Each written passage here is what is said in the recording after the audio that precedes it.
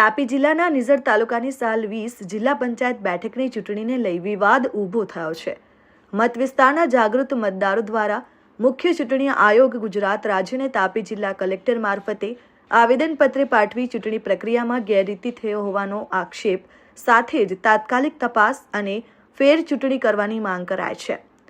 આવેદન મુજબ 26/4/2026ના રોજ રાયગઢ ગામના બૂથ નંબર 2 ખાતે ઈવીએમ મશીનમાં ટેકનિકલ ખામી સર્જાઈ। આ અંગે કોંગ્રેસના ઉમેદવાર શેખરભાઈ કેશવભાઈ પાડવી દ્વારા લેખિત ફરિયાદ કરવામાં આવી। ત્યારબાદ 28 એપ્રિલે મતગણતરી દરમિયાન પણ ચૂંટણી અધિકારી સમક્ષ રૂબરૂ અને લેખિત વાંધા રજૂ કરાયા છતાં યોગ્ય કાર્યવાહી ન થતાં મતદારોમાં અસંતોષ જોવા મળ્યો। મતદારોના આક્ષેપ મુજબ કેટલાક ગ્રામ પંચાયતના બિનરાજકીય પદાધિકારીઓએ ચૂંટણી દરમિયાન રાજકીય પક્ષના પ્રચારમાં ભાગ લીધો અને ચૂંટણી આચાર સંહિતાનો ભંગ કર્યો। વધુમાં મતગણતરી દરમિયાન પહેલા કોંગ્રેસ પક્ષના ઉમેદવારને વિજેતા જાહેર કર્યા, બાદમાં થોડા સમયમાં જ અન્ય પક્ષના ઉમેદવારને વિજેતા જાહેર કરાતા સમગ્ર પ્રક્રિયાની પારદર્શકતા પર ઊભા સવાલો થયા છે। ત્યારે મતદારોનું કહેવું છે કે સમગ્ર ચૂંટણી પ્રક્રિયામાં શરૂઆતથી અંત સુધી ગેરરીતિઓ આચરાય છે, જેના કારણે તેમના મતાધિકારનું હનન થયું છે। તેમણે ચેતવણી આપી છે કે જો સમયસર ન્યાય નહીં મળે તો તેઓ ગાંધી માર્ગે આંદોલન સાથે આવનાર તમામ ચૂંટણીઓનો બહિષ્કાર કરશે। મતદારો દ્વારા ચૂંટણી પંચને નિષ્પક્ષ તપાસ કરીને લોકશાહી પ્રણાલી પર વિશ્વાસ જળવાય તે માટે વહેલી તકે યોગ્ય કાર્યવાહી કરીને ફેર ચૂંટણી યોજવાની માંગ કરવામાં આવી છે।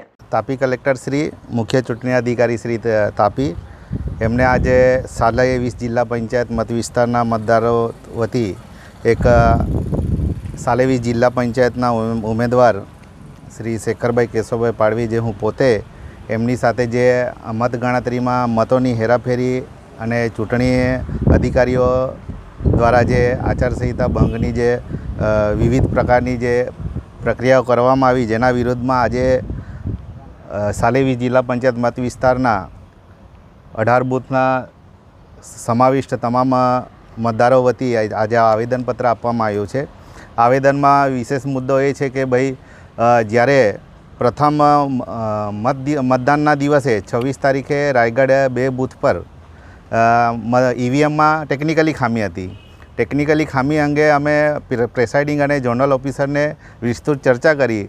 ત્યારબાદ ચૂંટણી અધિકારીને ટેલિફોનિક ચર્ચાઓ કરી। ટેલિફોનિક ચર્ચાઓમાં ચૂંટણી અધિકારીએ અમારી ફરિયાદને ધ્યાનમાં નહીં લીધી અને ત્યારબાદ વોટિંગ ચાલુ રાખ્યું અને જે અમારું જે મુદ્દો હતો કે ભાઈ ઈવીએમમાં ટેકનિકલી ખામી એવી હતી કે અમારા મતદાન ક્રમાંકની સામે નોટાનું બટન આવતું હતું, એટલે એ જે ટેકનિકલી ખામી અમે રૂબરૂ એમની સામે દર્શાવી જનરલ ઓફિસરે અને પ્રેસાઇડિંગે એક્સેપ્ટ કરી પણ ચૂંટણી અધિકારીએ એક્સેપ્ટ નહીં કરી।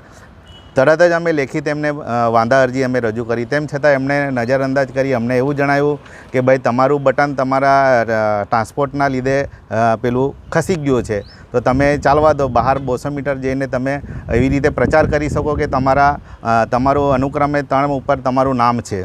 તરત જ અમે શંકા ઉપજી આવીને અમે તરત જ ચૂંટણી અધિકારીને ધ્યાન દોર્યું કે ભાઈ આ ખોટું છે, કે જેથી આમાં લેખિત વાંધા અરજી અને રૂબરૂ ચર્ચા કરી। તેમ છતાં રીકાઉન્ટિંગની મેં માંગણી કરી, રીકાઉન્ટિંગ નહીં કરી અને અમારી લેખિત વાંધા અરજીઓને નજરઅંદાજ કરીને આ ચૂંટણી પ્રક્રિયામાં અમારી સાથે અમારા મતદારો સાથે ખરેખર અન્યાય થયેલો છે એ બાબતે આજે અમે આવેદનપત્ર અહીંયા આપવા ઉપસ્થિત થયા છે। હંસરાજ પાડવી સાથે દીપેશ વડવી, RN ન્યૂઝ, તાપી।